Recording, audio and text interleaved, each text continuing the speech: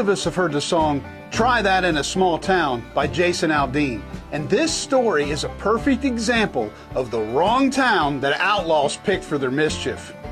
The quote that has been used for this event is, "This is what happens when citizens preserve law and order in their town." In the tiny Old West town of Meeker, Colorado, 3 outlaws robbed a bank and then had to face the wrath of the local armed citizens who were very eager to defend their town. In this video, I'll show you the sights and tell you the story of this wild event of some unlucky outlaws that tried it in the wrong small town. Hey everybody, this is Colonel Carson with Family Tree Nuts, and recently we visited the location of this robbery attempt in Meeker, Colorado, and I wanted to show you the sights and share the story with all of you. At Family Tree Nuts, we build family trees for clients that either don't know how, don't have the time, or don't want to pay for those expensive membership fees. We'd love to honor your ancestors for you. We also make history videos all over the United States and a few countries, so if you like videos like these, be sure to subscribe to our channel and give us a thumbs up if you like this video. Now, back to the Old West bank robbery. Before I begin the story, I should mention that there are some slightly different accounts of what happened that day, and even some of the names of the characters differ. Like so many other events in history, over time the story gets clouded. We have tried our best to compare the accounts and streamline the details here in this video. It was 3 October 1896, about 3 o'clock in the afternoon, when 3 outlaws rode into town from the south, down by the White River. They tied their horses at the freight wagon corral behind the J.W. Huggis and Company building, which was being used as a general store and housed the Bank of Meeker. They entered the building and took positions at the front and side doors. The outlaw that they called the Kid Pierce covered the front door, and the outlaw Jim Shirley covered the side door. A Mrs. Wildhack tried to come in the front door to do some shopping, but the kid told her that she couldn't go in. Joe Rooney, a clerk at the Meeker Hotel, was making a deposit. When Rooney finished his business, the action was on. Outlaw Jim Shirley shouted from the side door for everyone to get their hands in the air. The leader, George Bain, stuck his pistol between the brass railing and fired a shot near the head of the assistant cashier, David Smith. And when he didn't move fast enough, he fired a second shot. This may not have been the smartest thing to do because the town heard the shots. A.C. Moulton, the manager of the J.W. Huggis and Company, came out from the back room. Robber Jim Shirley pointed his barrel at Moulton, who later said that the gun barrel was big enough for him to sleep in. At this same time outside, a man named Phil Barnhart was about to enter the bank when he saw the man in front of him throw up his hands. Barnhart then ran down the street sounding the alarm, "Get your guns, the bank is being robbed." Another man, Tom Shervin from the Meeker Hotel, heard the shots and informed a passerby, C.J. Duffy, and the two of them ran throughout the town to give the alarm. The leader of the outlaws, George Bain, tried to force the bank door open, but when he realized that it was locked, grabbed Mr. Rooney, held him at gunpoint, and marched him to the bank office door. He told the manager, Mr. Moulton, "Here, Mr. Cashier, we want you," and then he told them to unlock the door.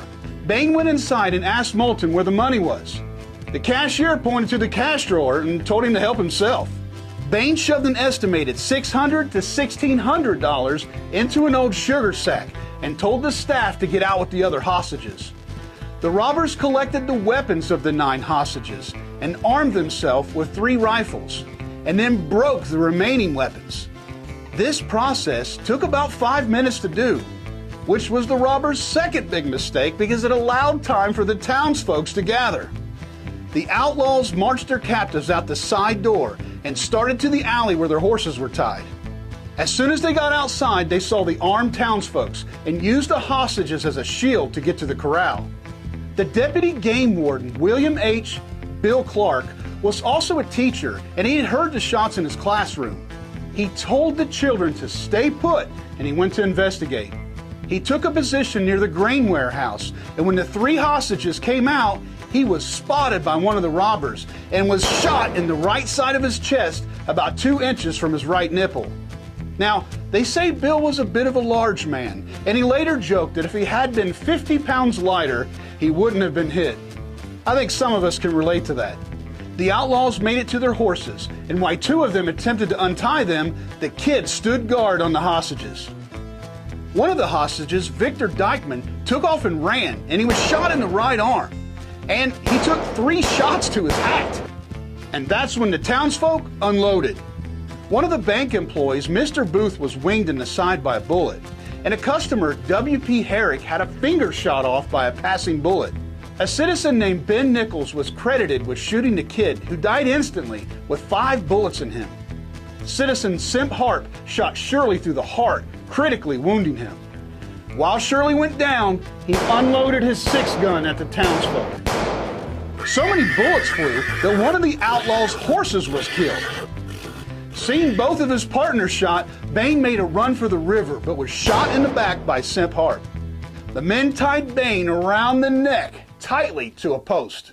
A Mrs. McAdow, who ran the restaurant nearby, had the 2 dying men, Shirley and Bain, brought to her house and put pillows under their heads. One of the townspeople started kicking and cussing the injured men. Mrs. McAdow pushed him back, struck him with her fist, and said, "You brute, don't dare touch a dying man." The townsfolk wanted to hang the 2 dying men immediately, but Mrs. McAdow interceded. Shirley died quickly, and George Bain died an hour later. They say that just before he died, he cried out to his mother. They took the outlaws across the street to the mill and put them on display for the townsfolk to see. The next day, they were buried in Highland Cemetery, and they were among the first people to be buried here. 69 years later, in 1965, the town put grave markers down for the bank robbers. 17 days after the event, the robbers' camp was found nearby on Strawberry Creek. They found what was supposed to be 3 fresh horses tied to a cedar tree, along with stashed rifles, bedrolls, and some grub to make a quick getaway. One of the horses was dead, and 2 of them were in bad shape due to no food and water. It was clear that the robbers planned to ride hard to this location, grab the fresh horses and supplies, and then make their getaway. The 2 weakened horses were nursed back to full health. One of the rifles is on display in the town museum. The situation was brought before a judge who ruled that the killings were justified to protect life and property. Bill Nichols, the citizen that shot the kid, Simp Harp, the citizen that shot the other 2 robbers, and Rube Ball were presented with rifles from the Bank of Meeker as a reward for their action against the bank. Ben Nichols' rifle is on display at the town museum. All 4 citizens injured in the ordeal made full recoveries. Several accounts were written by the citizens, giving their side of the story of what happened. George Bain, the last outlaw to die, gave false names of the men. He said that the leader, Jim Shirley, was Charles Jones. The kid Pierce was Billy Smith, and he said his name was George Harris or George Harvey's and was also called George Lowe. Some of the townsfolk said that they recognized Bain, who may have worked at one of the local ranches for a time. Some said that the leader was actually a famous bank robber, Tom McCarty, but no one could be sure. The robber's exact identity may always be a mystery. By the way, in an ironic twist of fate, the stolen money in the sugar sack never left the bank. In all the confusion, the prize got left behind. If you get a chance to visit Meeker, be sure to check out the other historic places that it has to offer. The yellow footprints in the town will lead you to the historic stops. First, you will want to visit the scene of our story, the J.W. Huggison Company building. It started as an Indian trading post in 1879, and the brick building was built in 1889. You can visit the location today, which is currently a gift store. Inside the store is the original vault from the Meeker Bank at the time of the robbery. Today, it is used as a closet. You'll want to see the Meeker Hotel, which has been housed in this building since 1896, the same year as the robbery. Famous people to come here were then Vice President-elect Teddy Roosevelt and Billy the Kid. Make sure you have plenty of time when you check out the first-class White River Museum. It is loaded with historical items. On display here is one of the robbers' pistols, a Colt 45, and 2 rifles related to the event. Outside of town is a historic park that displays replica cabins of what the first settlers in the area lived in. The town is also the site of the Meeker massacre. In 1879, during a battle with the U.S. Army, the Ute Indians attacked and killed every man that worked at the agency, including the Indian agent Nathan Meeker, who was known for bringing irrigation to the West. As a result of this action, the Ute Indians lost substantial territory and were confined to 3 reservations that still exist today. Be sure to check out our video on our YouTube channel about this historical event. So, now we know about this Old West bank robbery attempt, one that should have never been tried in that small town. What do you think? Did you know that this historical treasure existed? What are your thoughts about the town citizens who rallied and defended the bank? Have you ever been here, or do you now plan to visit? We'd love to hear what you have to say in the comments below. We are proud to share this Old West history story with all of you. And remember, family tree nuts, let our nuts find the nuts in your family tree.